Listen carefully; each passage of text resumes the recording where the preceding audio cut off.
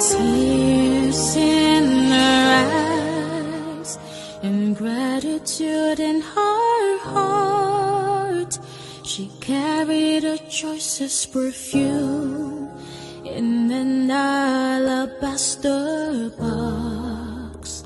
She fell at Jesus' feet and poured it on his feet, sobbing with gratitude. With her hair she wiped his feet. I am here.